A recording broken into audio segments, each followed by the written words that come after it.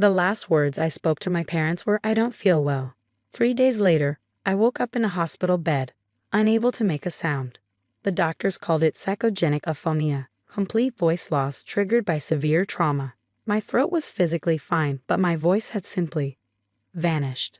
My name is Arya Chin, and at 16, I became the family's greatest disappointment. The irony of my name, Arya, a melody, became a cruel joke when I could no longer speak, let alone sing. How long will this last? My mother demanded, her perfectly manicured nails drumming against the doctor's desk. She hadn't even looked at me since the diagnosis. "It's difficult to say," the doctor explained gently. "With therapy and support, patients usually recover within months, sometimes years." "Years?"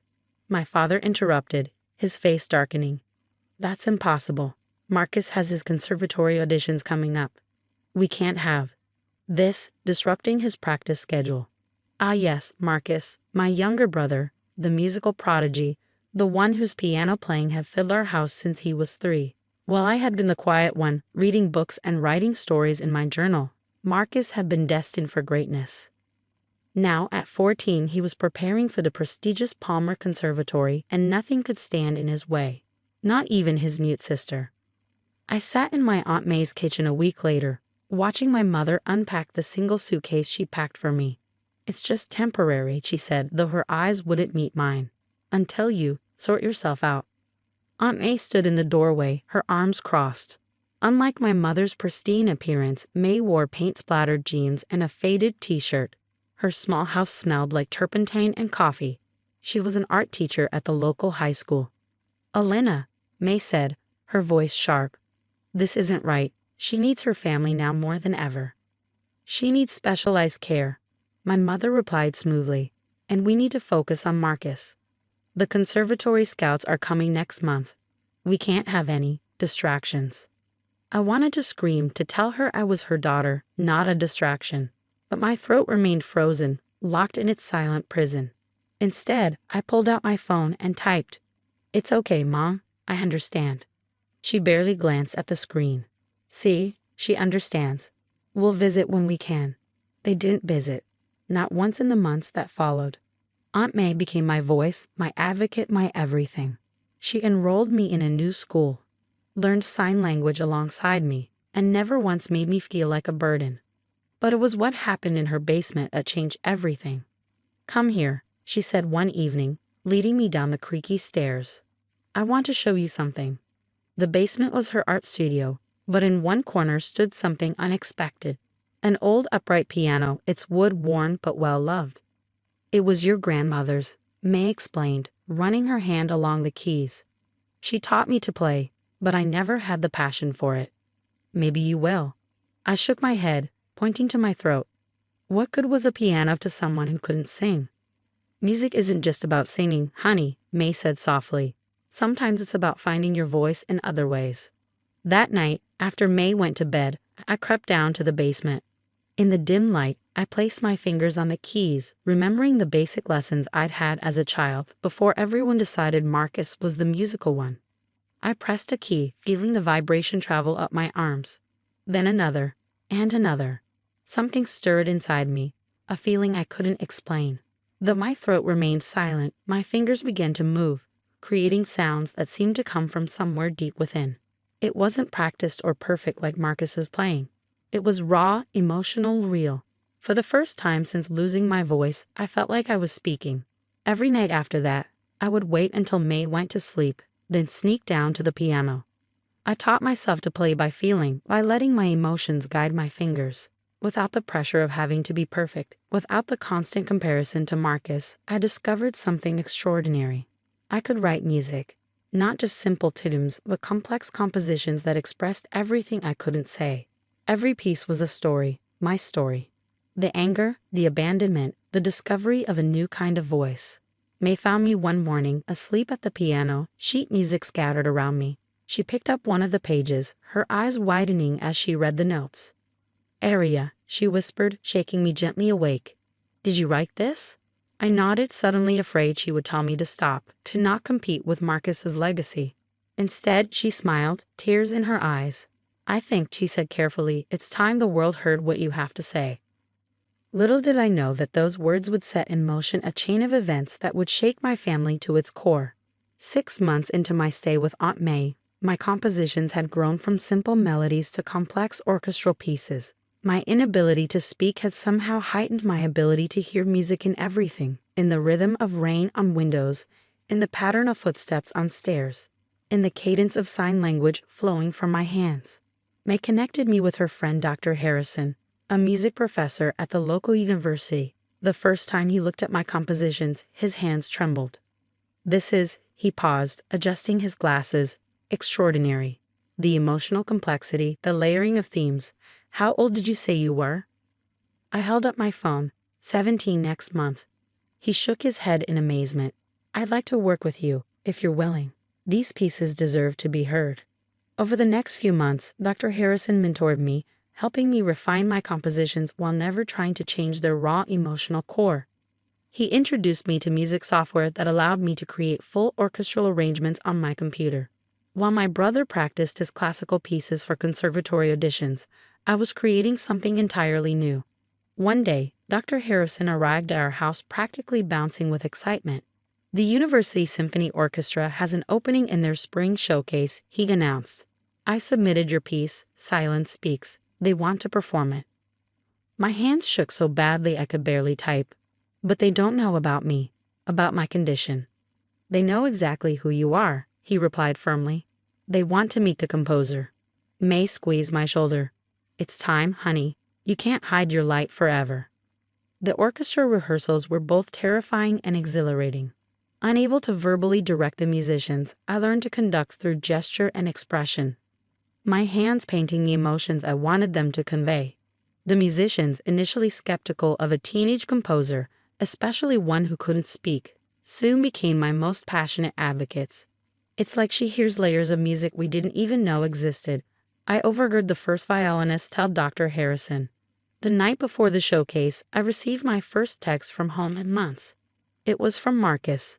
Mom and Dad are making me headline a recital at Palmer Conservatory tomorrow night. Same time as your show. I'm sorry. I stared at the message, tears blurring my vision. Of course they'd scheduled it at the same time.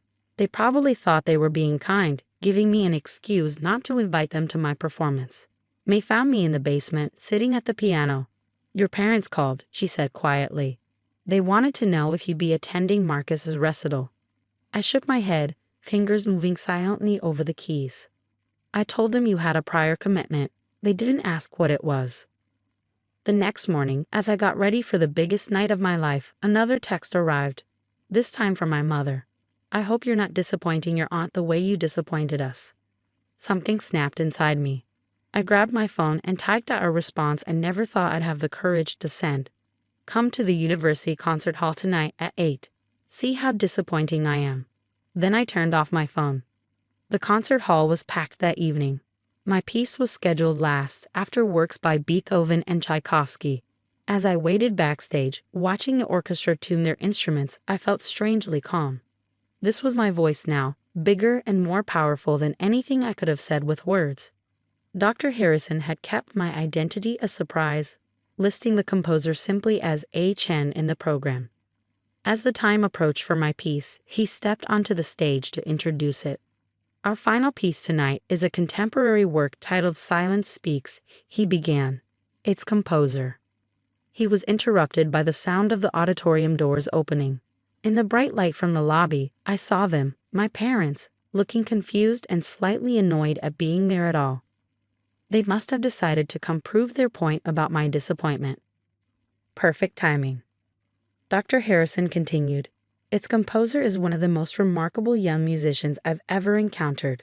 Ladies and gentlemen, please welcome to the stage Miss Arya Chin. I walked out into the spotlight, dressed in black, my head held high. From the corner of my eye, I saw my mother's hand fly to her mouth, my father's face drain of color. Standing before the orchestra, I lifted my hands. In the moment before the music began, I caught my mother's eye and smiled. Then I brought my hands down, and the first notes of my symphony filled the air. The piece I'd written was my story. The fear, the loss, the abandonment, but also the discovery, the joy, and the triumph. As I conducted, I poured every unspoken word, every silenced emotion into my gestures. The orchestra responded, playing with an intensity that took my breath away. In that moment, I wasn't just speaking. I was soaring.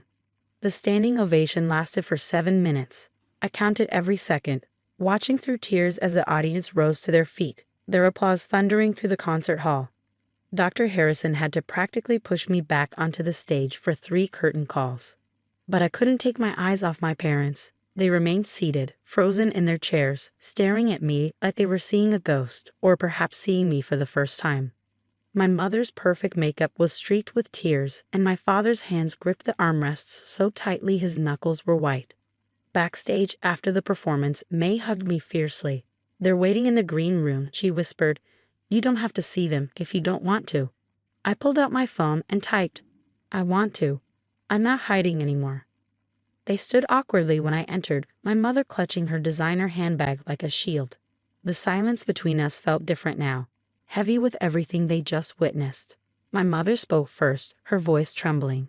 "Arya, we had no idea." I held up my phone, my fingers steady. "You never asked." "The music," my father said, running a hand through his graying hair. It was about us, wasn't it? About what we did to you." I nodded. There was no point denying it. Every note had spoken of their betrayal, their dismissal, their choice to throw away one child for the sake of another. "We thought we were doing what was best," my mother started, but I held up my hand, stopping her. I typed quickly, showing them the screen. "Best for who? For Marcus? For your reputation? I didn't need you to fix me. I needed you to love me." My father sat down heavily in one of the green room chairs. "Marcus called us," he said quietly.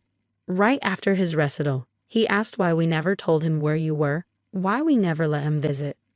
He walked off stage in the middle of his performance when he found out it was the same night as your show. That surprised me. Marcus and I had never been close. But perhaps I wasn't the only one suffering under our parents' rigid expectations." The door opened and Dr. Harrison entered with a man I didn't recognize. My mother quickly wiped her eyes, putting on her social smile. "Mr. and Mrs. Chen," Dr. Harrison said, his voice barely containing his excitement. "This is David Porter from the National Symphony Orchestra. He'd like to speak with Arya about commissioning a piece for their upcoming season." My parents' jaws dropped simultaneously. Mr. Porter stepped forward, extending his hand to me. "Miss Chen, your composition tonight was remarkable. We'd be honored to premiere your next work at the Kennedy Center. With full creative control, of course." I stared at him, then at my phone, my hand suddenly unable to form words. May stepped in smoothly, explaining my condition to Mr. Porter, who didn't bat an eye. "Music transcends speech," he said simply. "You've proven that tonight." After they left, my mother turned to me, her carefully constructed facade crumbling. "Arya, please, can we try again? We were wrong, so terribly wrong." I looked at her, then at my father, seeing the regret in their eyes. Slowly, I typed out my response. "I'm not coming home. My life is with Aunt May now. But maybe we can start over. As equals this time. Not as the disappointed parents and the broken daughter, but as people who might learn to understand each other." My father nodded, tears falling freely now. "We don't deserve a second chance." "No," I typed. "But I deserve the chance to forgive you. On my terms." 2 years later, I stood on the stage of the Kennedy Center, conducting my 3rd symphony, Bridge Over Silence. My parents sat in the front row, next to May. They had attended every premiere, every performance, slowly rebuilding our relationship one concert at a time. Marcus was there too, having chosen a different path after that night. He now studied music therapy, working with trauma patients, helping them find their own ways to speak without words. My voice never fully returned, just occasional whispers, usually when I was alone at my piano. But I had found something more powerful than speech. I had found a way to make the world listen, not to my words, but to my truth. After the performance, a young girl approached me, her mother hovering nervously behind her. The girl's hands moved in sign language. "I can't speak either, but your music makes me feel like I can fly." I signed back, "We all have a voice. Sometimes we just need to find a different way to use it." Later that night, I found a note from my mother in my dressing room. "I used to pray for you to speak again. Now I thank God every day that you taught us all how to listen." I smiled, tucking a note into my score. My silence had become my strength, my pain transformed into beauty. In losing my voice, I had found my calling. And in forgiving my parents, I have finally set myself free. Not everyone needs words to change the world. Sometimes the most powerful messages are written in silence, played in melody, and heard by hearts ready to listen. The symphony I conducted that night was my voice, my story, my triumph. And this time, everyone heard me, loud and clear.